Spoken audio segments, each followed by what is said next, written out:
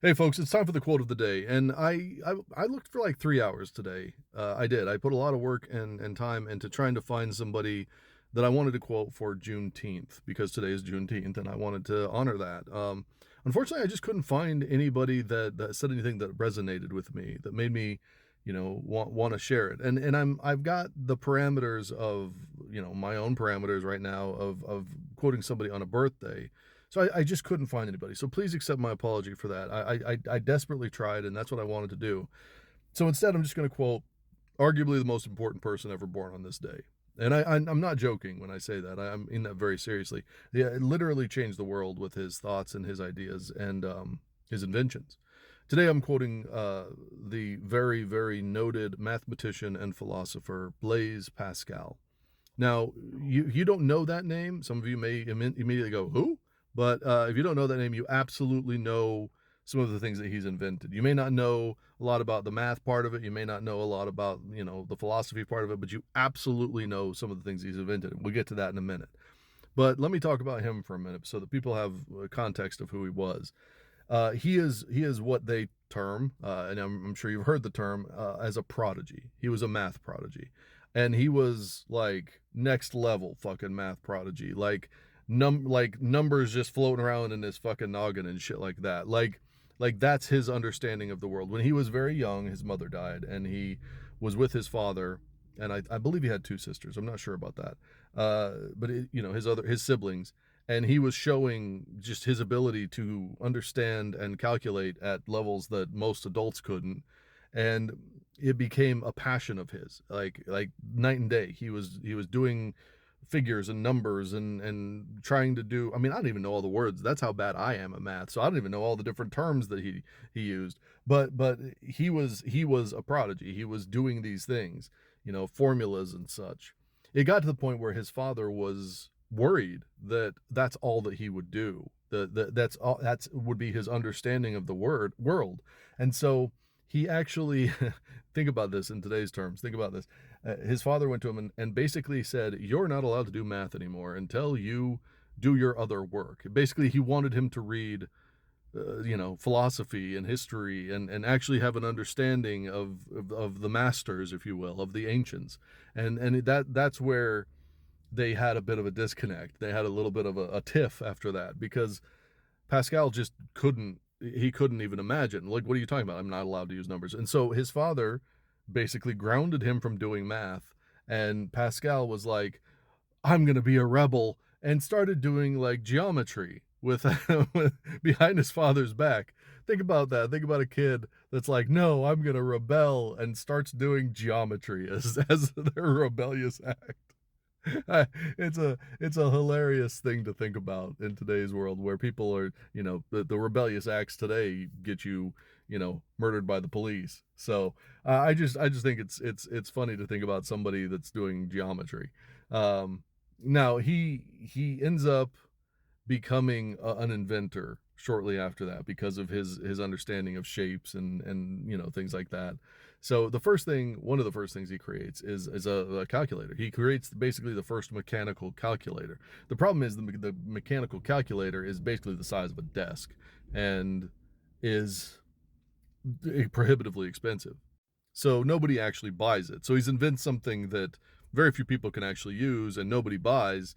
And it becomes kind of like a status symbol among the rich because they have this cool toy that they can play with. Nobody really uses it for math. But it was a cool idea nonetheless, and obviously led to different calculators. But I said that you've used or that you'll know his inventions, and this is where we get to the real nuts and bolts because the most important thing he ever invented is something that literally every single person that watches this video and literally billions of other people have used.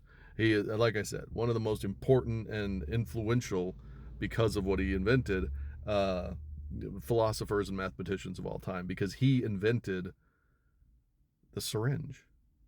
We wouldn't have syringes if it weren't for Blaise Pascal, meaning we wouldn't have the ability to put medicine into people's arms or to draw blood from people easily. Before that, they would just prick you in the arm and watch blood drip down your arm until they had a pan full of it, right? Like that's how they did it. And after Blaise Pascal, we had the ability to withdraw and use so on and so forth. This is a major, major invention that literally, quite literally, changed the world. Um, Now, he also invented something that if you're, in the same circles on social media, you will know what that is. This is. It's not like hard to understand if you don't know, but he invented the first hydraulic press. Now think about that.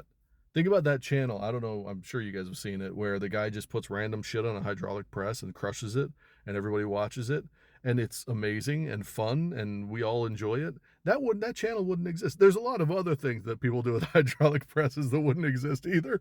But I'm just thinking about the social media aspect of it. That channel that I've spent literally like multiple hours probably enjoying that content wouldn't exist if it weren't for Blaise Pascal. Now, before we get into the quote, I wanted to talk about another thing that he created, which is a concept, a philosophical concept when it comes to religion called Pascal's wager. Now, basically, Pascal's wager it's very simple, and this is something that a lot of other people have thought since then. But it really is kind of a pragmatic look at believing in God, at faith. And basically, what he says is, well, if God exists and you go to heaven, right? Like then God exists and you're rewarded for believing in God. But if God doesn't exist, then it doesn't really matter, right? Like believing in God it doesn't detract from you at all. It doesn't hurt you at all. But if God exists and you don't believe in God, then when you go to heaven, aren't you kind of fucked? And obviously I'm paraphrasing, but that's basically the wager, right? Like you can say I don't believe in God. That's what I say. I'm not a religious man. I'm not a man of faith. So if I go to heaven and there really is a heaven, then I'm probably kind of fucked, right? Like because I'm somebody that's down here saying I don't really believe in God.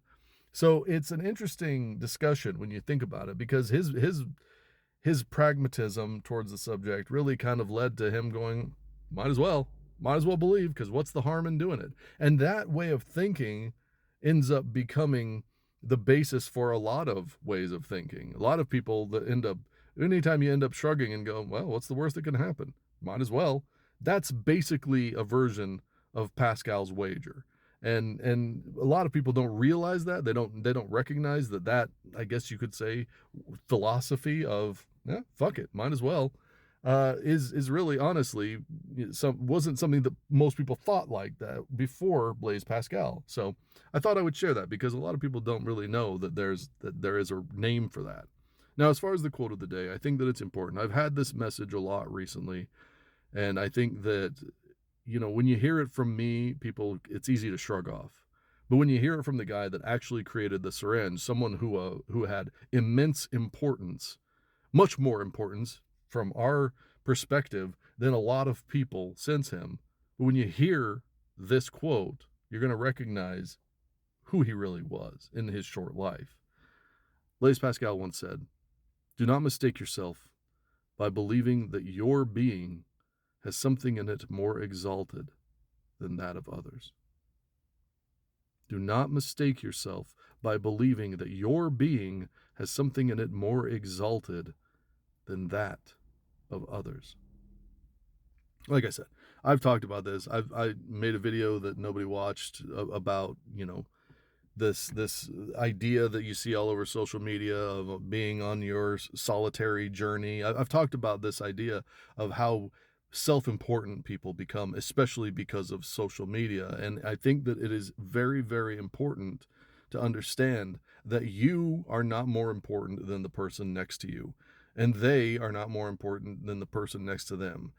Blaise Pascal literally created the syringe and the hydraulic press, and his mathematical equations and understandings of the world have echoed through eternity. And he's telling you even he was not more important than the person next to him.